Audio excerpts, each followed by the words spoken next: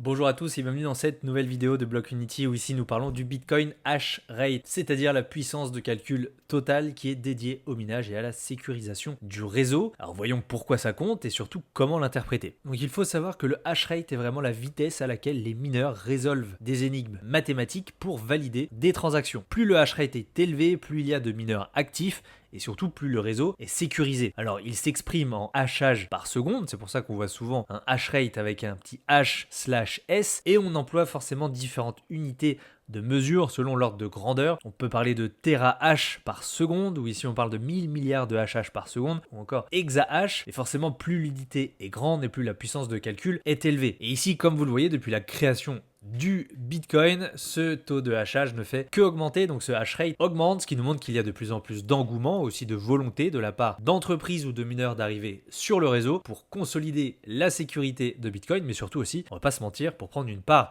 de gains en fonction des revenus que nous donne cette responsabilité. Et évidemment, quand on zoome un peu, on observe quand même quelques baisses et quelques hausses du hash rate, et ça dépend de plusieurs facteurs. Déjà, on a le prix du Bitcoin, forcément quand le prix augmente, l'activité minière devient de plus en plus rentable et attire forcément plus de mineurs, ce qui fait grandir et grimper le hash rate comme on le voit en 2017 ou encore en 2021 et surtout depuis 2022 où là on atteint quasiment chaque semaine de nouvelles ATH, de nouveaux ATH sur le hash rate, ce qui nous montre aussi la vitesse à laquelle l'adoption se fait de la part des compagnies ou des entreprises qui investissent de l'argent dans la sécurisation de ce réseau. On peut voir également les différentes phases de halving, donc qui se sont passées en 2016, en 2020 ou encore en 2024. Ici en 2016, on voit que très légèrement quand c'est arrivé, le hash rate a légèrement diminué, ce qui nous montre aussi que la récompense par bloc diminue, mettant temporairement aussi sous pression certains mineurs qui deviennent moins compétitifs et surtout la difficulté augmente et forcément cela crée des phases de capitulation comme on le voit par exemple ici lors du crash de 2021 où le Bitcoin est passé quand même de 63 000 à environ 33 000 dollars ou encore ici en 2022 où on a vu le hash rate stagner voire diminuer à plusieurs reprises et forcément lorsque le cours devient trop bas pour couvrir les coûts des mineurs, et bien écoutez, de nombreuses entreprises ou mineurs abandonnent, débranchent leurs machines, ce qui provoque une baisse de la puissance de calcul temporairement. Alors forcément, pourquoi c'est important de le regarder? Déjà, ça permet de nous rassurer sur la sécurité du réseau. Un réseau avec un hash rate élevé est plus difficile à attaquer. Cela nous donne aussi des indications sur la santé du réseau.